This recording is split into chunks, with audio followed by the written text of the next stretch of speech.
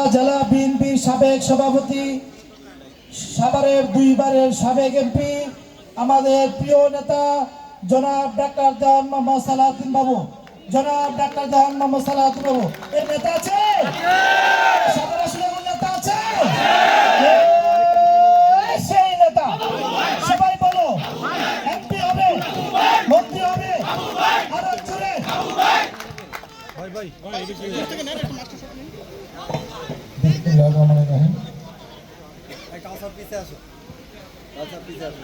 July August গণ অভ্যুত্থানে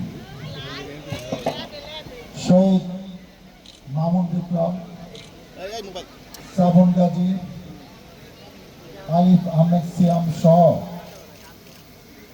সকল শহীদদের আত্মার মাগফিরাত কামনার্থে আজকে এই আলোচনা সভা দোয়া ও মিলাদ মাহফিলের স্থানীয় সভাপতি দেওয়ান ব্লাড ডোনেশন অর্গানাইজেশনের প্রতিষ্ঠাতা সভাপতি আনোয়ার হোসেন রানা, উপস্থিত আছেন এই প্রতিষ্ঠানে ডায়েরি ফার্মের সম্মানিত পরিচালক ডক্টর মোহাম্মদ মনিরুল ইসলাম সহ আমাদের কাছে নেতা জনাব গোলাম মোস্তফা, সাধারণ সম্পাদক সাভার থানা বিএনপি অঙ্গ সংগঠনের বিভিন্ন পর্যায়ের নেতৃবৃন্দ, উপস্থিত এলাকাবাসী এবং ডায়াবেটিস ব্লাড ডোনেশন অর্গানাইজেশন বিভিন্ন পর্যায়ে দায়িত্বশীল কর্মকর্তা সুধীমণ্ডলী আসিফ নায়ক। আমি দেখতে পাচ্ছি সবাই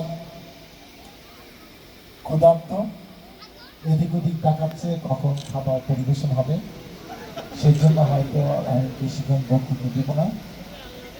প্রথমে আমি কৃতজ্ঞতা জানাচ্ছি যে এই 36 দিনের আন্দোলনে যাদের রক্তের বিনিময়ে আত্মত্যাগে আজকে দেশ নতুন করে স্বাধীন হলো, আমরা একটি নতুন দেশ, নতুন গণতন্ত্রকে ফিরে পেলাম। আজকে আমরা দিন দিন যে কোনো এলাকায় যেতে পারি, যে কোনো কিছু বলতে পারি, লোকজনের সাথে দেখা সাক্ষাৎ করতে পারি।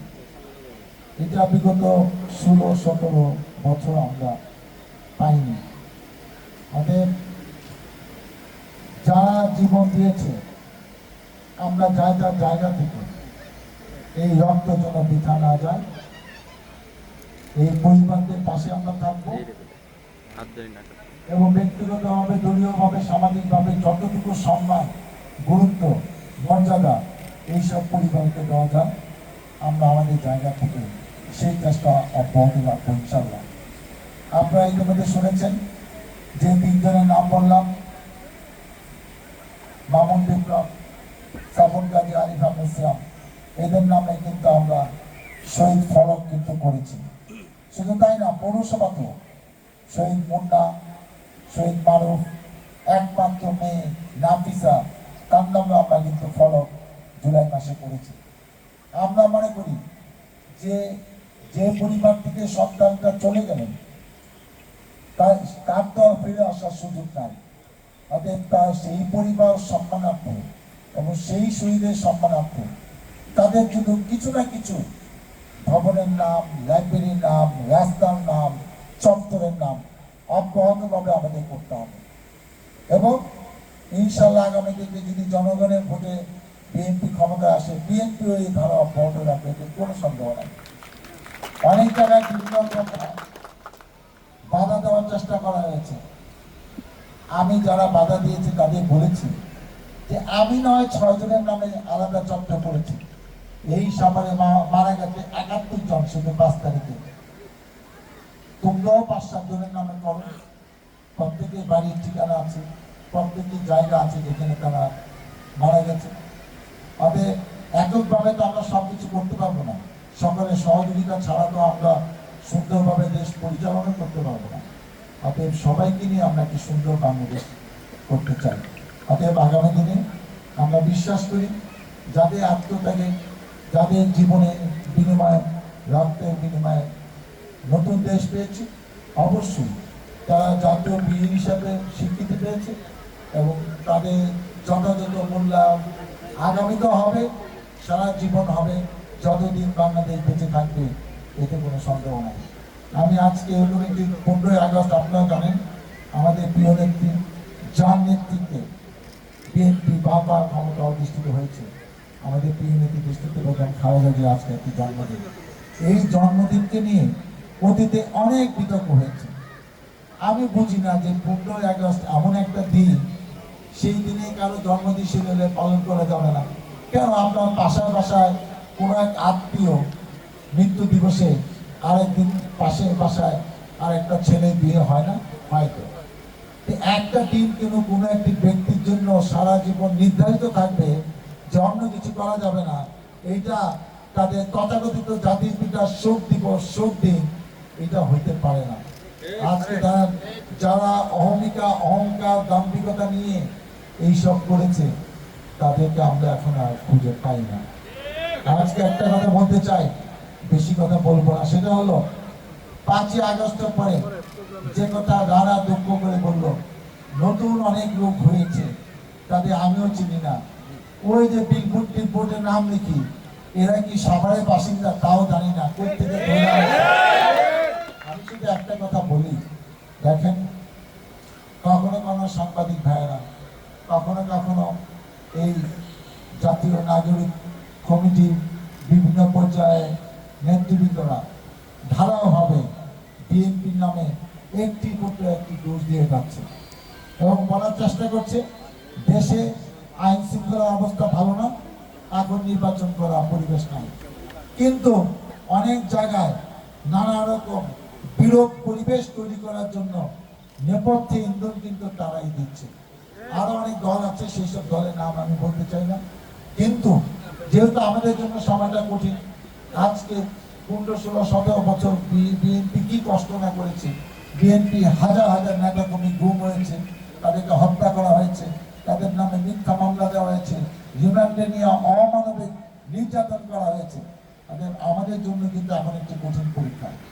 আমরা আশেপাশে যারা নেপথ্যে চাঁদাবাজি করছে, ফুটপাথ থেকে, দোকান থেকে, নির্মাণাধীন বাড়িঘর থেকে, এটা যদি আমাদের নেতা কর্মীরা খেয়াল না রাখেন, আওয়ামী লীগ তো নাই, কিন্তু আওয়ামী লীগের দোসররা কিন্তু প্রতি এলাকায় আছে। তাদের কোনো বিশেষ কারণে সেই আওয়ামী লীগের দোসরদের আপনারা সেটা দিয়েন না।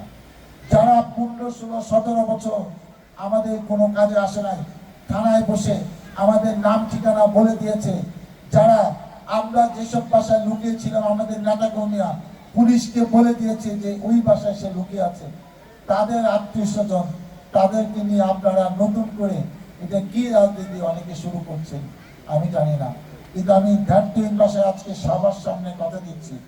আপনি মনে করছেন আপনি ওই নেতার সাথে চলেন, আপনারে আমরা চিনি না, ওই নেতা আমাদের খুব কাছের লোক, দলের বড় পদে আছে, তাকে কিছু বলা যাবে না। হ্যাঁ, এখন নানা কারণে অনেক কিছু বলা যাচ্ছে না, কিন্তু দল ক্ষমতায় আসলে, আমি এমপি এলে এদের কাউকে মাফ করা হবে না। এদের যা যা বিচার করা দরকার সেগুলা কিন্তু আমরা করব, এটা আপনার মনে রাখেন। আজকে আমি অনেকে ধন্যবাদ জানাই, আপনার নামাজের আগে এই ভ্রাম্যমান রক্ত কর্মসূচি, যেখানে অনেকে রক্ত দিয়েছে, এবং জাওয়ানদিস ব্লাড ডোনেশন অর্গানাইজেশন, জাওয়ানদিস আমার বাবার নাম, এরকম একটি সংগঠন আমার বাবার নামে যারা দিয়েছে, তাদের প্রতি আমি কৃতজ্ঞতা প্রকাশ করছি। আমরা বৃক্ষরোপণ করেছি এবং এই আমার বক্তৃতা করে আপনাদের সাথে আমাদের মূল্যায়ন বুঝ হবে। আমরা চাই জাওয়ানদিস ব্লাড ডোনেশন অর্গানাইজেশন একটি সুন্দর এবং যুগোপযোগী অর্গানাইজেশন। আমরা দেখেছি বিভিন্ন ক্রাইসিসের সময় কোনো পরিবার রক্ত নিয়ে ক্রাইসিস থাকলে এরা অকপটে মানে কোনো খরচ ছাড়া তারা স্বেচ্ছায় রক্তদান দিয়ে যাচ্ছে। এই যে মাইলস্টোন ডিজাস্টারে এই সংগঠন থেকে অনেকে কিন্তু রক্ত দিয়েছে। অতএব আমরা বিশ্বাস করি আজকে কয়েকটি 5টি ইউনিয়নের কমিটি তারা এখানে ঘোষণা করবে। আমরা চাই যে তাদের উসিলায়, তাদের নেতৃত্বে যেন এই সংগঠন আরো বেগবান হয় এবং আরো ভালো ভালো কাজ সামনে করতে পারে। আমি একটি মজার গল্প বলে আমি আমার বক্তব্য শেষ করবো, সেটা হলো আওয়ামী লীগ যে মিথ্যাচার করেছে, মানে জাতীয় তথ্য মিথ্যা, তাদের কাছে যা আছে আমাদের নামে মামলা দিচ্ছে মিথ্যা। শেখ হাসিনা যা বলছে এগুলো 80% সব মিথ্যা কথা। বিভিন্ন মানুষের সাথে ফরমাসি রায় দিচ্ছে, মিথ্যা রায়, মিথ্যা অভিযোগ দিয়ে এক একজনকে জেল ফাঁসি দিয়ে সে কত কিছু করেছে। অতএব একটি সরকারের একটা গল্প দিয়ে আমি বোঝাতে চাই যে এরা সারা মিথ্যাচার দিয়ে দেশটাকে যেভাবে সাজিয়েছিল সবকিছু ভেঙে তছনছ হয়ে গেছে। কোথায় তাদের সে ক্যাডার বাহিনী, কোথায় ছাত্রলীগ, যুবলীগ, র্যাব ট্যাব, কোথায় কারো কোনো দায়িত্ব দেখি না। এই সাজানো বাগান এইভাবে তছনছ হবে এটা আওয়ামী লীগ জীবনও কল্পনা করে নাই। এবং তাদের অনেক ব্যবসা বাণিজ্য আমাদের নেতা কর্মীরা গোপনে শৈশব পাহারা দিচ্ছে। আপনারা মনে করছেন জানি না, আমরা এসব সময়ের মধ্যে দেখবো। আওয়ামী লীগের মিথ্যাচারে একটি গল্প বলে শেষ করছি। হাই স্কুলে সরকারি নিয়ম আছে যে 2-1 মাস পর পর তারা ঢাকা থেকে ইন্সপেক্টর যায় স্কুলে সেসব কার্যক্রম কেমন হচ্ছে। এরকম একটি স্কুলে ঢাকা থেকে একজন ইন্সপেক্টর আসছে স্কুল পরিদর্শন। তা এইসব আসতে তো 7 দিন আগে 10 দিন আগে জানিয়ে দেয় যে ইন্সপেক্টর যাবে। তা আসছে, ওই ইন্সপেক্টর আইসা বলে যে আমি এখন চা খাবো না, এখন 12টা হয়ে গেছে, আমি ক্লাসটা ভিজিট করে আইসা দুপুরে খেয়ে আমি চলে যাব, আমি খুব ব্যস্ত আছি। তো গেলেন ক্লাস 7-এ একটা ক্লাসে, গিয়ে দেখলেন যে এখানে 8-10 জন ছাত্র আছে, একজন হুজুর পায়জামা পাঞ্জাবি পরে টুপি মাথায় শিক্ষকের দায়িত্ব আছে। সে ঢুকে একজন ছাত্রকে জিজ্ঞেস করলো, এই বলো বাংলাদেশের প্রধানমন্ত্রীর নাম কি? আগে কে ছিল জানি না, এখন বাংলাদেশের প্রধানমন্ত্রী মোদী। তুমি কি বলো মোদী? আমার বাবা করছে, এটা তো এখন একবার ইন্ডিয়া আন্ডারে গেছে না, যার আন্ডারে গেছে তো মোদীর নামই করবো। সে ডেকে ডেকে করতেছে, তুমি এদিকে আসো, তুমি জানো তোমাকে আমি কি শাস্তি দিতে পারি? তুমি আমাদের সাথে মস্করা করতেছো, তুমি দেশের প্রধানমন্ত্রীর নাম জানো না? সে তো ভয় পেয়ে গেছে, বলতেছে আপনি আমাকে কি শাস্তি দিবেন? আমি তো ছাত্র না। ছাত্র না তুই কি? কই যে মাঠে গরু ঘোড়া চড়তেছে না, আমি রাখাল, আমাকে হেড স্যার 50টা টাকা দিয়েছে, যদি ক্লাসে চুপ করে বই থাকবেন। তা আমি তো সে লেগে বই দেখছি, আপনি আপনার বিচার করেন যে যান, আমি আমার গরুটা বইগুলো জায়গা। সে গেল, ইন্সপেক্টর বলতেছে আপনি এইসব ভুয়া ছাত্রদের নিয়ে ক্লাস চালান, আপনাদের বেতন এই সরকার দেয়, আপনি জানেন আমি আপনাকে কি করতে পারি? আপনাকে আমি এখনই সাসপেন্ড করবো, চলেন আপনাকে। সে বলেন দাঁড়ান, আমাকে কি সাসপেন্ড করবেন? আমি তো শিক্ষক না। আরে আপনি শিক্ষক না, আপনি কি?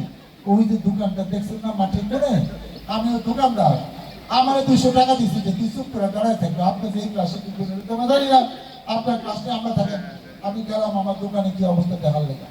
সেই ইন্সপেক্টর রেগে টেগে আইলো হেডমাস্টার বলে যে আপনারা কি করছেন? ভুয়া ছাত্র, ভুয়া শিক্ষক দিয়ে এই স্কুল চালান। এই স্কুলে প্রতি মাসে মাসে আমি 2 লক্ষ টাকা করে সরকার থেকে অনুদান দেয়, সেইগুলো একবারের দায়িত্ব। এখানে তো কোনো পড়াশোনা হচ্ছে না, আপনি পাইছেন কি? রাখেন, আপনাকে আমি আজকে এখান থেকে আমি পুলিশকে খবর দেবো, আপনাকে আমি অ্যারেস্ট করে নিয়ে দেবো। বলবো যে আপনি আমাকে কি অ্যারেস্ট করবেন? আমি তো প্রধান শিক্ষক না, আমি আমার মামা হলো শিক্ষক। সে ওই যেটা টেন্ডার লেগে শহরে গেছে, আমার 2 ঘন্টা লেগে পড়ে গেছে। আমার বুঝবে যে তোমার কোনো কাজ নাই, তুমি এই খামটা দিবা। আমার কাছে একটা খাম দিয়ে গেছে, আচ্ছা এটা তো আগে করবেন, দেন আমার খামটা। বলে যে ঠিক আছে, আপনাদের স্কুল তো ভালোই, আমার খাওয়ার সময় আমি চলে গেলাম, তবে জান আপনাদের কারোর নামে বিচার হবে না। আমি ওই ইন্সপেক্টর না, আমার ইন্সপেক্টর ছুটিতে আছে, আমি আইছিলাম হসপিটাল। আপনারা ভালো থাকেন, সুস্থ থাকেন, আমরা সবাইকে নিয়ে যাতে একটি সুন্দর বাংলাদেশ গড়তে পারি এই প্রত্যাশা ব্যক্ত করি আমি শেষ করছি। আল্লাহ হাফেজ, বাংলাদেশ জিন্দাবাদ। আপনারা অনেক ধৈর্য ধরে বসছেন, ঠিক 2-3 মিনিট, আমরা 2-3 মিনিটের